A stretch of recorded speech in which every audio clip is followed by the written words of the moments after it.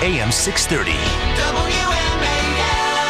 All right, let's get right to him, shall we? Mark Levin is on the line. You hear him Monday through Friday, 6 to 9 p.m. right here on WMAL. He's written several books. The latest is Ameritopia. And, by the way, if you want to see Mark, you can check him out this weekend. Defending the American Dream Summit. Mark will be there giving a speech at the Hilton Hotel August 3rd through the 4th. You mean he's going to emerge from the bunker? I believe so. Good morning, Mark. How are you? Good. How are you guys? We're doing well. So, Chick-fil-A Day yesterday.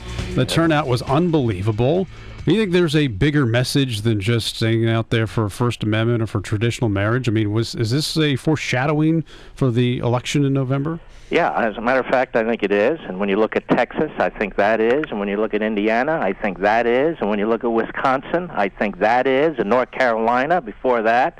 And West Virginia, 41% of the people voting for a felon in Texas prison. Mm-hmm. I think the people are disgusted and they're tired of being pushed around. And I think if I were to announce next week that we should all go to McDonald's on Thursday with American flags, I think you'd see hundreds of thousands of people doing that, too. I think. Do you want to announce that? Yeah, not a bad idea. I like McDonald's all to myself. Okay, sounds good.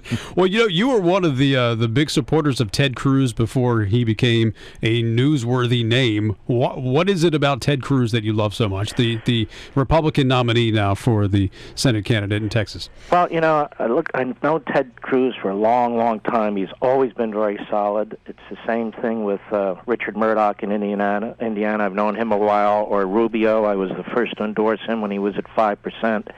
What I'm looking for are conservatives who are going to make a difference in the U.S. Senate and the U.S. House, because, I'm one of those who actually believes the country's at a precipice here. And if we conservatives don't act now, then I don't know what we're waiting for. And the time to act is in these Republican primaries, not to sit around and whine about some moderate rhino president or senator when we have time to act, which is in Texas. Ted Cruz is going to be a rock star, and I'm going to tell you why.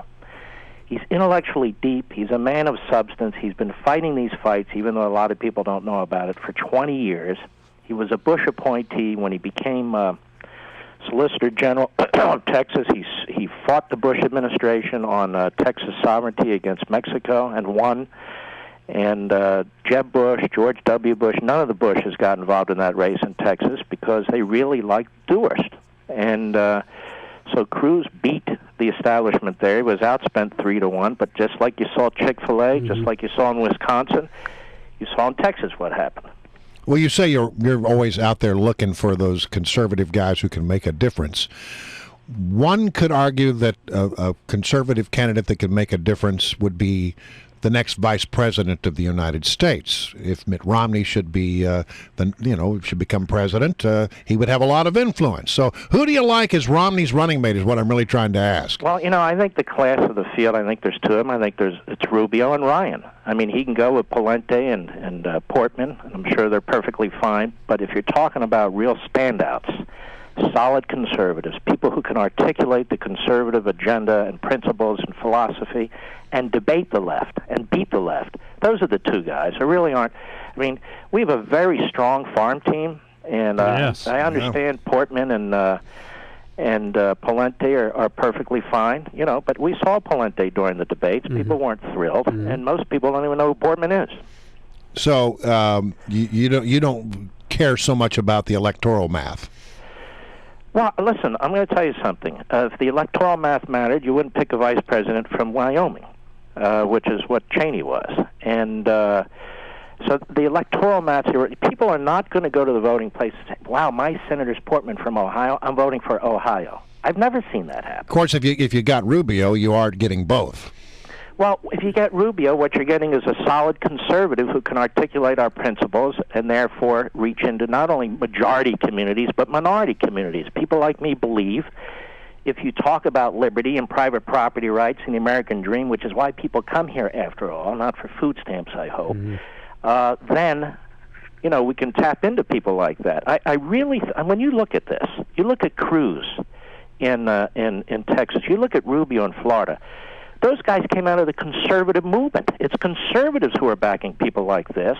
And while the rhinos talk about we have to reach out to this community and that community, we don't talk about reaching out to communities. We talk about getting behind solid candidates wherever they are, whomever they are, whatever their skin color is, whatever their race is, and backing them. And that's the winning formula.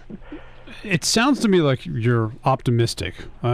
I say that because, I mean, you pointed to several things, and it's just like I did with the Chick-fil-A. And maybe the Chick-fil-A moment yesterday was similar to what we saw on the mall, the turnout in September of 2009. You know, Brian, I go back and forth, to be perfectly honest with you. I hear you guys go back and forth. Yeah, we're split on this one. But I have said also, Brian with an I, I've also said that I could see a potential split in the Electoral College and popular vote here. When you look at the demographics, when you look at the Electoral College, when you look at the big states that are blue and cannot be moved right now to red, it is a concern. When you look at what the Attorney General of the United States is doing, trying to keep these corrupt voter lists in place, suing these different states, it's a concern. So I have these concerns, and then when I see things like Texas and Chick-fil-A and Wisconsin and these other places, it gives me hope. So the bottom line is, it doesn't matter what I think today. Right. What matters is we get off our ass and do everything humanly possible to win this election and pretend we're behind, whether we're behind or not. What did you think of Romney's foreign trip last week? I thought it was great, which is why the lib media went nuts. He went over there and told the Brits, you're screwing up on security, which anybody with two eyes can see, because they brought in 18,000 troops because their private security force sucks. He went over to Israel, stood in Jerusalem, and said what this administration won't. This is your capital. Wow. Isn't that? So according to this administration, Israel doesn't have a capital. And he also said, look, one of the great things about Israel is your culture. You know, they don't send their kids with bombs strapped on them, in the communities. Yes, they don't cheer when 9/11 and so forth. And then he went over to Poland. They asked him to go to Poland. Lech Walesa, the greatest union leader in human history, essentially endorses him because, they were promised a defense shield, and they don't have a defense shield now. This just in, number of U.S. workers filing applications for jobless benefits rose last week, increased by 8,000 to 365,000. And they say that's an indication that job creation is, at best, modest. Gee, we needed that to know that, didn't we? Yeah, I know. All right. Well, listen, Mark Levin, it's always a pleasure to have you here on the program. Well, you guys are great. I really enjoy it. So God bless you. Keep it up. All right, that means a lot. Mark Levin, you can hear him every night, 6 to 9, right here on WMAL. New books of Ameritopia and Defending the American Dream Summit this weekend, third and fourth, I should say. I've been hearing from people who are coming in for that. Mark's giving a speech there.